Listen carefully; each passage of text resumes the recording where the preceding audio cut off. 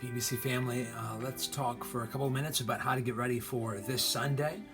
So in June of 2019, we began our journey through the book of Acts, and we've taken a couple of breaks along the way, but here we are 13 months later, and this Sunday we will be finishing up our study in this great book of Scripture. We will be in Acts chapter 28, verses 11 to 31. And what I want you to understand this Sunday is that this final chapter of Acts is really, it's not the end.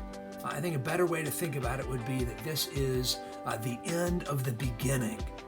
The entire book of Acts is telling the story of how Jesus is continuing to work through his church by his Spirit to bring the good news of the gospel to the world.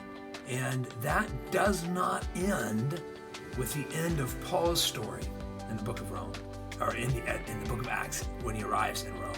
And even when you read Paul's story and read the way that Acts ends, it ends kind of anticlimactically. It doesn't answer all of our questions. It doesn't even end Paul's story. He goes to Rome. He's supposed to stand trial before Caesar, and we don't learn anything about what happened. So I think that's deliberate.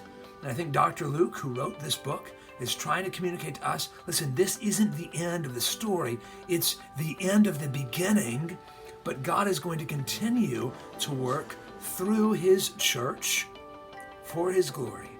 He's going to continue to work through churches and places like Pocosin, Virginia, and use them as instruments to take the good news of the gospel to the ends of the earth.